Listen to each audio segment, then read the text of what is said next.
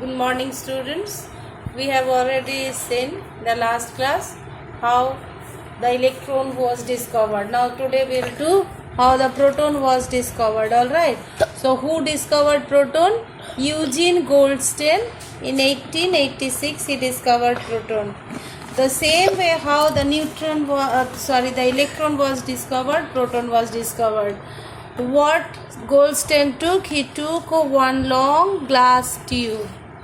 Alright, if that glass tube gas was filled at low pressure and very high voltage, both the terminals of the glass tube was having two ends, both the terminals, one cathode plate and one anode plate was put. Alright, but here what was the difference between electrons and protons? While discovering of proton, what Goldstein took, he took perforated cathode plate. Perforated means holes were there in that plate. Okay, so when and that cathode terminal that is connected to the negative of the battery, negative terminal of the battery, and anode was connected to the positive terminal of the battery. Alright, so when the voltage was passed, what he saw, some rays were coming from the anode and they went straight away towards the cathode, and through those holes they passed. That is why he named those rays as canal rays. As they passed through the holes, that is canals, that is why he named those rays as canal rays. Alright, so that is also called canal rays. Clear? And as the rays were coming from the positive terminals, so the particles which came from those rays, they are the positively charged. So he named those rays as anode rays or the canal rays. So he said that those particles carrying positive charge, they are the protons. Alright, so what are the properties? He gave the properties of proton. So they are positively charged. Then the number of positive charge is equal to the number of negative charge. That means number of protons is equals to number of electrons. Alright, they passed from the straight line. They travel in a straight line. Alright, and the charge E by M ratio, that means the charge per mass ratio varies as the gas. What type of gas we fill in that discharge tube, based on that only the E by M ratio varies. So this is all about your proton, discovery of proton. Same way how the electron was discovered. Only the difference is what? In electron we have seen the rays came from the cathode. In proton we can see that the rays are coming from the anode. There in electrons we have seen the rays are coming from cathode, that is why negative charge. Here in proton we can see rays are coming from the positive plate, that is why they are positively charged. Alright, so this is all about your proton. Clear? And what is the charge? What is the value of the charge? It is only the positive charge, but value of the proton, the charge of proton is equal to now charge of electron also, and the value is 1.6 into 10 to the power minus 19 coulomb. Alright, so now the electron is discovered, proton is discovered, so two subatomic particles were discovered. Then your Thomson gave the atomic model. Alright, Thomson gave his atomic model in 1904. What he said? He said that atom consists of positively charged spheres. Small spheres are there which are embedded inside the spheres. Negative charges are there. Alright, so it is just like watermelon. He compared this atomic model with watermelon. Like in watermelon, how the seeds are embedded, no? Similarly, inside the atom, those small spheres are there, positive spheres, inside that negative charge are there. Or it is also like in the puddings we put the raisins and all, same way. That is why Thomson's atomic model is also called watermelon model or the plum pudding model. But this model was discarded. Why? Because he could not many experiments could not prove this atomic model. Alright, that is why this atomic model was discarded. Alright, so next comes your how the nucleus was discovered. So in 1911, Ernest Rutherford, alright, Lord Ernest Rutherford, he discovered nucleus. How? He took one gold foil. Why he took gold foil? Because you know gold is the most malleable.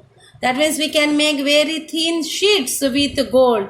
So what he did, Rutherford took one gold foil, and in that alpha particle which comes from your radioactive elements. Alright, so he bombarded alpha particles on the gold foil. So what he observed, some of the particles straight away penetrated the gold foil and straight away they passed through the gold foil. Some of the particles were deflected from the path, and some of the particles straight away they hit the gold foil and returned back. So from these three experiments, from these three observations, what he said that many places inside the atoms they are empty. That is why some of the particles straight away they pass through the foil. Inside the atom many places are empty, and there are positive charge also. There are some positive charge. That is why, because alpha particle is positively charged, that is why they were deflated, because they are repelled, because alpha particle is positive charge. If positive charge is there inside the atom, so they will repel each other. That is what deflected. Alright, and somewhere straight away they return back. From there what he said, that inside the atom one center is there, very small center is there, and that is very heavy, and that carries positive charge. Alright, that carries the positive charge. So he named that center as nucleus. Alright, so then from these experiment Rutherford gave his atomic model, that is called Rutherford's atomic model. So what he said that center of the atom there is nucleus, and inside the nucleus there is positive charge. Nucleus is very small, and all the mass of the atom lies embedded in this nucleus. Alright, and second he said that the outside the nucleus electrons are revolving. Alright, outside the nucleus electrons are revolving in different circular orbits. So that only was the drawback of Rutherford model. Why? Because electrons are negatively charged, and we know from the electromagnetic theory that if any charged particles revolve, they move, then they emit energy. This was not explained by Rutherford. So if the electrons revolve and they emit energy, so what will happen? They will finally come and hit the nucleus. Then there will not be any existence of atom. Yes or no? Because if the electrons come from out, they will fall. Finally, they will fall into the nucleus, because they will emit energy and they will fall into the nucleus. hit the nucleus, there will not be any existence of atom. But we know that atom exists. So Rutherford's atomic model was also discarded. Then came your discovery of your neutron. Then who discovered neutron? So neutron was discovered by James Chadwick.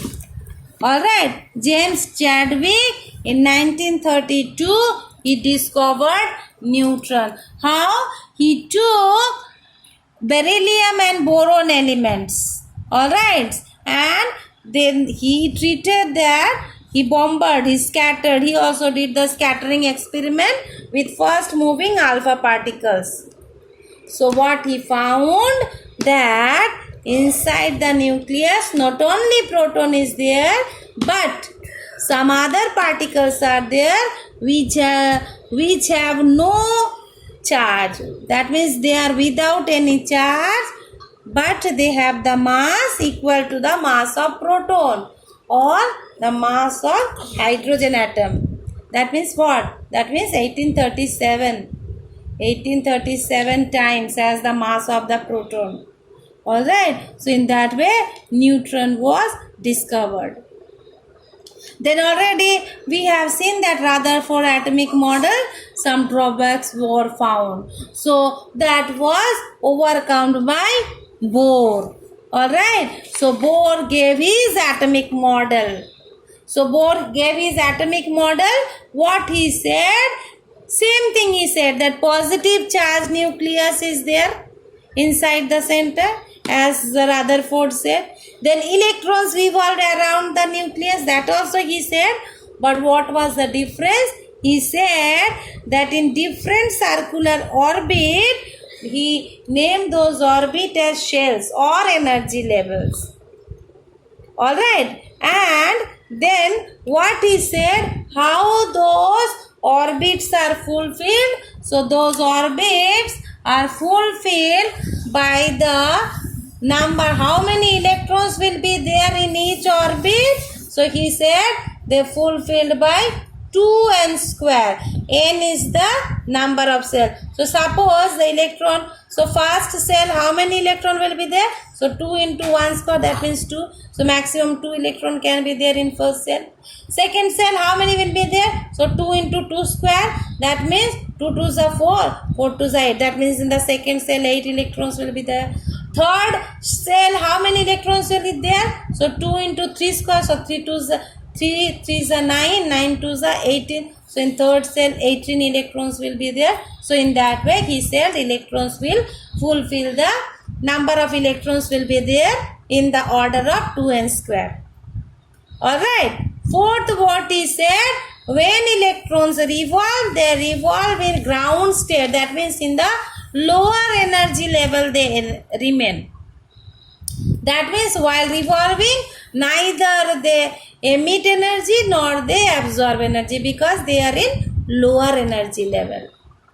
When they will emit or absorb energy, if they jump from one cell to another, that means from lower cell to higher cell, if the electrons jump, then only they will emit energy or absorb energy. That means there is no question of electrons to come inside the nucleus and hit the nucleus, yes or no. So that model was given by Bohr and it was finally accepted by all. Alright, so these are different models given by different chemists, scientists. Alright, first Dalton said, then electron was discovered, then proton was discovered. Alright, then nucleus was discovered, then neutron was discovered. Finally, when Rutherford gave his models, 2 drawbacks came. So that drawback was overcome by Bohr's atomic model. So this is all about your discovery of all the